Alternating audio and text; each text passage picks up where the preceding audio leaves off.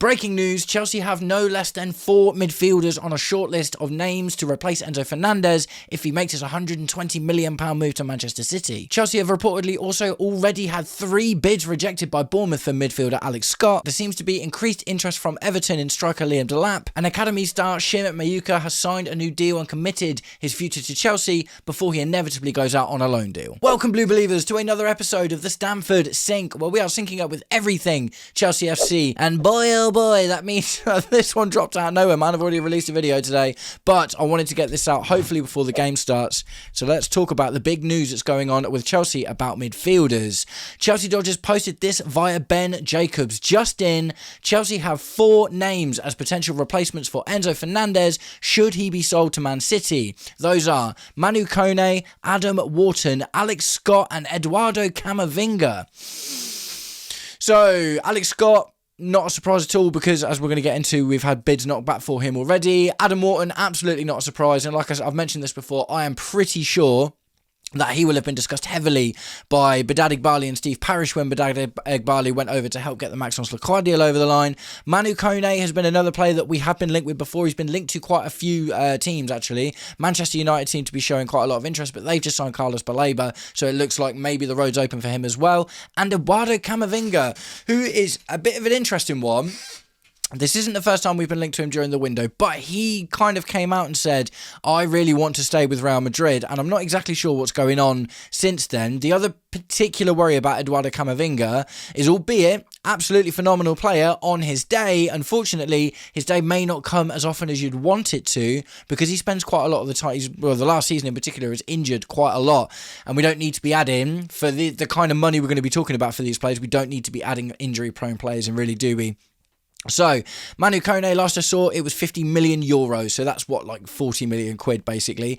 Adam Wharton is going to cost upwards of 80. I would have thought it was touted at 100 million pounds at the beginning of the window. But there was some news coming out saying that Adam Wharton's agent was actually trying to negotiate with Crystal Palace to get them to lower the price so he could secure a move. So, regardless of Crystal Palace's position kind of being he's not going anywhere for the majority of the window so far, there has been an acceptance, at least from the beginning of the window, that Adam Wharton would quite like to make a move to a bigger club. Alex Scott, we're going to get a little bit more into him in a minute in terms of the money and stuff, because there's some crazy news about that. And Eduardo Camavinga, I expect would be 60, 70 million, but with this, market of midfielders at the moment, maybe it is another 80 million pounder, but ultimately I would not like that to be the case for someone quite as injury prone. If you can get him at a snip, then it's a market opportunity. Then I don't really love that, to be honest. We haven't really gone in for market opportunities in general through this window, and the last few times we did that, we ended up with the likes of Liam Delap and Alejandro Garnacho, so I don't love it. But at the same time, Xabi Alonso's worked with him before, so, in terms of like understanding the manager's instruction and what he's going to want from him, there's a good shout in him for him there. So my choice is Adam Wharton. My choice has been Adam Wharton for the whole time, and I've nailed my colours to that mast a very long time ago. Alex Scott does look like a good player though, and I actually did put him in, like, literally just after we signed Xabi Alonso. I actually put him in what our team could look like next season, and loads of people went mental at me in the comments about it and were like, you can't put Alex Scott in there, he's rubbish. And I was like, whatever, man, whatever. He did play for Bournemouth against Manchester City yesterday. Was it Manchester City? No, I can't remember, but he's played recently and has featured in the team. But either way, yeah, for me it's Adam Wharton. So guys, let me know what you think about all of this in the comments. And if you were to choose one of these 4 midfielders to partner Moises Caicedo for the upcoming season, who would it be? And guys, if you have made it this far into today's episode of the Stamford Sync, please do me the distinct honour of liking and sharing the video, subscribe to the channel, or just roast me in the comments, whatever gets you through your day. Right, so let's take a little dive into the Alex Scott stuff to find out what's been going on, because it is a little bit wild.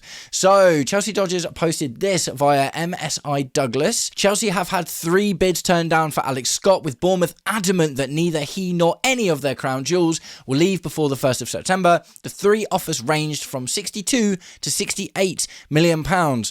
So what makes this interesting is that would make the 64 mil bid that got rejected the second bid, right? Because if all of a sudden what we're getting is 62 to 68, the only thing we've seen is 64 up until now. So this kind of solidifies, like a lot of guys in my comments in particular over the last few days have been very much of the opinion that we're going to wait to sell Enzo Fernandez, or if Enzo Fernandez doesn't go, we're not going for another midfielder. I would say this kind of puts the end to that, to be honest, because we bid for this guy 3 times. We're not looking to pay over the amount of money it is. They've obviously done a relatively good job at keeping it all quiet, to be completely honest. But we've gone in with 3 bids for Alex Scott, so we're getting another midfielder, one way or the other. And that, Enzo Fernandez has been here for all of this time, and the PR has been that we are happy to keep him. So either way, maybe it relies on the likes of Dario Essigo going out on loan, but ultimately, it looks like we're going to get another midfielder one way or the other, and they would really, really, really like to get Alex Scott, but ultimately, it's going to take a pretty penny by the looks of it, because Bournemouth are being very resolute, and when they say none of their crown jewels will leave before the 1st of September, I assume they're referring to Eli Junior Krupi as well. Who else is a crown jewel in Bournemouth at the moment? And it's been difficult for Bournemouth. They lost Semenyo last January, they lost Senesi to obviously Tottenham at the beginning of this window on a free as well, which would have stung. So they're really, really keen to try and keep hold of their best players. And to be fair, fair play to him for that, because they got into Europe. Do you know what I mean? Even though Iraiola's obviously gone over to Liverpool now, they still have ambition and they still want to grow at the end of the day, and they see keeping Alex Scott and probably Krupi as well as a big part of that. So guys, let me know what you think. We're going to get into an article in a minute from TalkSport that goes into a little bit more detail, but just on the face of it, we're linked with these 4 midfielders. We've had 3 bids already knocked back for Alex Scott, so let me know what you think about all that in the comments. Right, next up, we're going to head over to TalkSport, where an article was written by, his name is Jack Cunningham, and it says Chelsea's 4-man shortlist to replace Enzo Fernandez as Newcastle transfer could begin domino effect. So this is where it gets quite interesting. The article reads, Chelsea have 4 names as potential replacements for Enzo Fernandez should he be sold to Manchester City. TalkSport's Ben Jacobs reports the Blues are looking at Manu Kone, Adam Wharton, Alex Scott and Eduardo Camavinga. Chelsea set a deadline for the sale of Fernandez earlier this month, but that has expired. However, the sale of Nico Gonzalez to Newcastle could trigger a series of dominoes falling into place. The Magpies and City are very close to agreeing a deal for the Spanish midfielder, with the new manager Matthias Jassel looking to strengthen his squad, and that would leave City looking for a replacement, which would be Fernandez, but Chelsea would need another new midfielder as well. Speaking on Hawksby and Jacobs, Ben Jacobs said, we know that they still want Enzo Fernandez, and the money from Gonzalez, the squad space and the wage space all help. So Fernandez is a big story between now and the end of the window, but Chelsea need their valuation met, and it's likely they'll need a replacement. They like Alex Scott, but you have this domino, and Man City and Chelsea will agree a deal at the right fee. But if Chelsea go for a replacement and Scott isn't for sale or Adam Wharton isn't for sale, then Manu Kone becomes an option, or Camavinga potentially, but Real Madrid didn't get Rodri. So if Chelsea run out of replacements, then Manchester City, have to wait until 2027. It will be a complicated deal, but we have to keep an eye on it until the final minutes of the window. So essentially what we're looking at is, Man City have done a lot of selling recently, and this is actually unusual for them. They're normally not really going in on selling players for big money, but they obviously managed to get Tierney Reinders out to the Saudi Arabian club.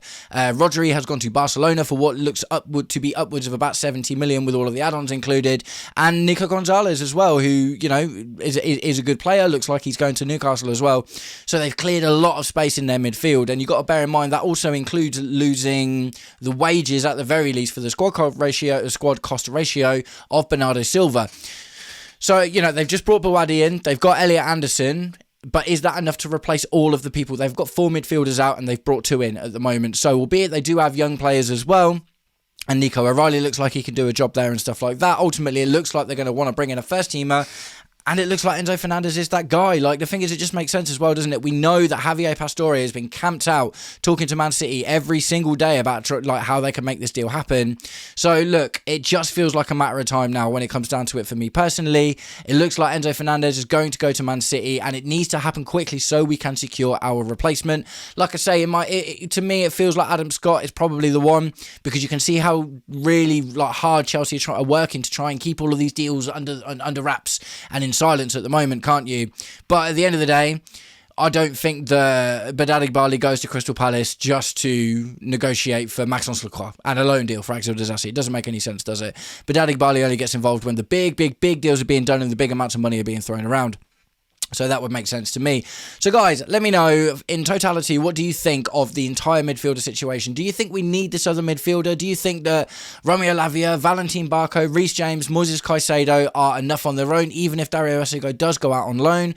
You know, it is going in for an Alex Scott and Adam Wharton. What do you think of Manu Kone and Eduardo Camavinga as options if we're not able to get Alex Scott or Adam Wharton? Do you think that those two would represent good value options? You know, like I say, for me, Eduardo Camavinga, albeit phenomenal player, versatile, really, really tidy passer, injury issues are a bit of a worry, so we're going to spend a lot on him, a bit worried about that, but Manu Kone, does look like a good option. So yeah, let me know what you think about all that in the comments, but we will move on from the Enzo Fernandez saga for now to talk a little bit about Liam Delap.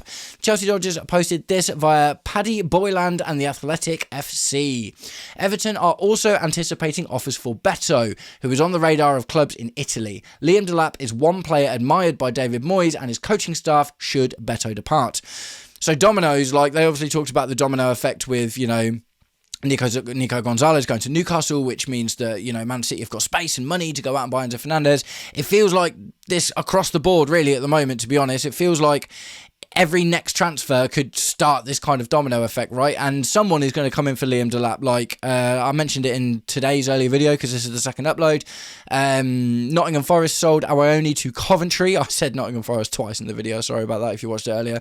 But they sold him to Coventry, and now they are like a striker, so there is room at Forest. And obviously, if Everton are selling Beto, who he scored against us, but I don't think he'd scored. Like, he scored a brace against us when we played them, and I think when Liam Rossini was in charge, and he hadn't like scored a brace in like over a year or something, which was funny. But either way, looks like that there is, you know, also some want for Liam Delap at Everton, and the precedent for Liam Delap should be looking at Kiernan Dewsbury-Hall.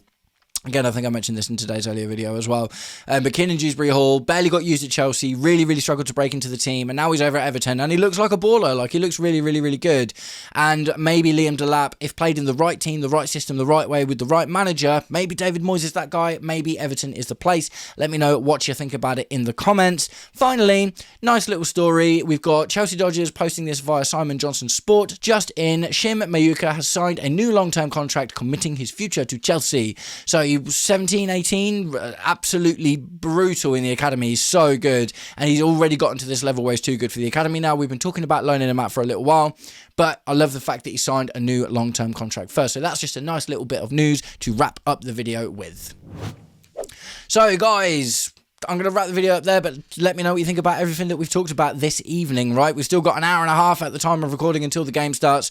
So look, the Enzo Fernandez thing, it just feels like it's going to happen, doesn't it? It just feels like it's going to happen. And the replacements now have been leaked or whatever. I'm not sure where they've come from, but we're looking at Adam Wharton, Alex Scott, Manu Kone, and Eduardo Camavinga. What do you think of those guys for replacements? And the very fact that we've had 3 bids knocked back for Alex Scott, I think tells you one way or the other that we still want this midfielder, regardless of whether Enzo Fernandez stays or goes.